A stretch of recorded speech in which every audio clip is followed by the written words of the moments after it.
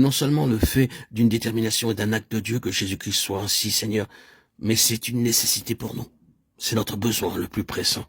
Nous avons besoin que le Seigneur Jésus soit vraiment le Seigneur de tous. Le monde lui-même en a besoin.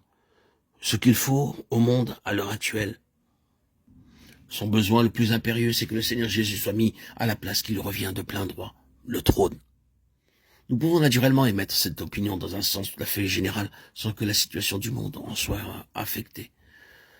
Ce que nous disons dans un endroit du globe aussi insignifiant que celui où nous sommes n'a peut-être pas grande portée. Du reste, vous pouvez dire la chose où vous voulez, vous pouvez l'acclamer sur les toits, sans que cela ne fasse aucune différence. Et pourtant, c'est vrai, le besoin actuel du monde, c'est Jésus-Christ, et Jésus-Christ avec toute l'autorité qui s'attache à son titre de Seigneur. Mais nous y arrivons, Dieu fait tout converger vers cet objectif-là. Oui, c'est lui qui tient le monde et tout ce qui s'y passe tend vers ce but. Jamais encore le monde n'a été dans un état pareil. Nous sommes unanimes à reconnaître ce qu'il y a d'infiniment sérieux dans la situation actuelle. Savez-vous que les établissements de ce monde ont toute la raison d'être et toute l'ambition est d'avoir de l'argent, de manier de l'argent, de posséder de l'argent? Auriez-vous jamais pensé que de tels établissements pourraient en venir un jour à redouter la seule pensée d'avoir de l'argent entre leurs mains, si bien que les banquiers aujourd'hui n'ont que faire de l'argent qu'on leur propose? Ils ne veulent pas de votre argent, ils ne savent pas qu'en faire, ils ne veulent pas accepter la responsabilité de son placement. C'est un symptôme terrible, et ce n'est pourtant là qu'un des aspects de la situation contemporaine. On distingue dans les dessous du monde le grondement d'une sourde ébullition.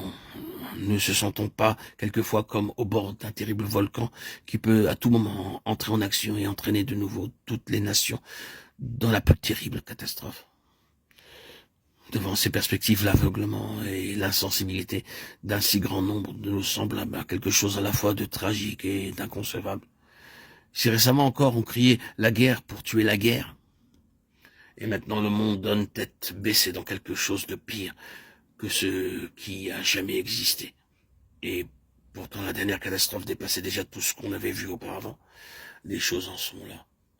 Et Dieu les laisse suivre leur cours. Il permet tout cela pour faire tout converger. Vers quoi? Vers la reconnaissance de son Fils comme Seigneur, vers la constitution du royaume de son Fils. Quand le gouvernement sera exercé par le Seigneur Jésus, il y aura un changement. Pas avant. Là encore, les conditions mêmes dans lesquelles le monde se débat prouvent que son besoin le plus impérieux, c'est que Jésus-Christ soit, lui, le Seigneur de tous. Mais c'est nous-mêmes aussi, personnellement, qui en avons besoin. La convertie en a besoin. Si vous n'êtes pas sauvé, c'est cela qu'il vous faut. Que le Seigneur Jésus soit Seigneur de votre vie et dans votre vie. Vous avez besoin de lui pour vous sauver.